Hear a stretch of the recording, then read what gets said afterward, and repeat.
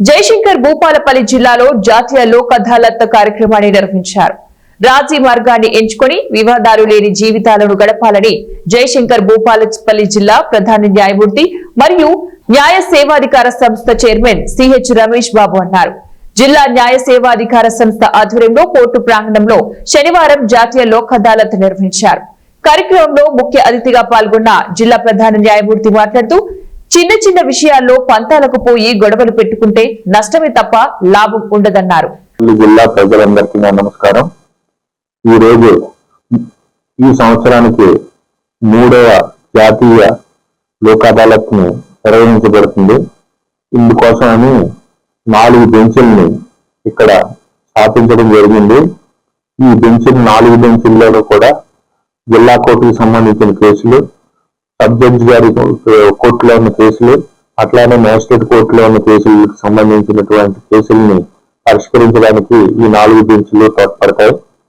ఈ 4 బెంచ్లని ఉన్నటువంటి కేసులన్నింటినీ కూడా కాంపౌండబుల్ కేసెస్, రాజీ తగ్గ కేసులు కానీ, సివిల్ కేసుల్లో రాజీ పడిన కేసులు కానీ ఏమన్నా ఉంటే అవన్నీ సత్వరంగా పరిష్కరించబడతాయి. అందుకని భూపాలపల్లి ప్రజలందరూ కూడా ఇప్పటికే చాలా సహకరించి వాళ్ళ యొక్క క్రమశిక్షణని నిరూపించుకున్నారు.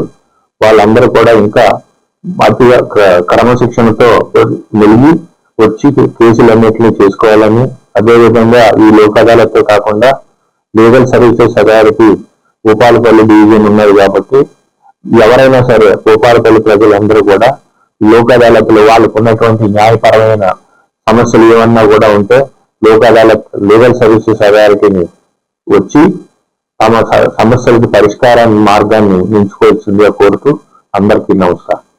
ఈరోజు జాతీయ లోక్ అదాలత్ సందర్భంగా భూపాలపల్లిలో నిర్వహించిన లోక్ అదాలత్ సందర్భంగా ప్రజలు మొత్తము సివిల్ క్రిమినల్ కేసులకు సంబంధించి 611 కేసులు ఈరోజు డిస్పోజ్ చేయడానికి అవకాశం కల్పించినారు.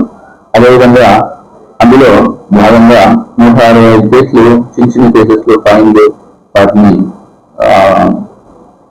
పరిష్కరించుకొని కేసులు పరిష్కరించుకోవడం జరిగింది. తర్వాత ఎంబీ ఆఫీస్ లో కూడా ప్రజలకు సంబంధించి ఒక 4 ఎంబీ ఆఫీస్ కూడా డిస్పోజ్ అయినాయి. వాటిలో దాదాపు 15 లక్షల రూపాయలు కంపెన్సేషన్ ఇవ్వడం జరిగింది ప్రజలకు, కక్షిదారులకు.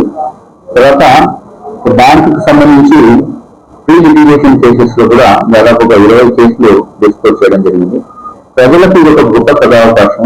వారిలో ఉన్న చిన్న చిన్న డిస్ప్యూట్స్ కానివ్వండి, తర్వాత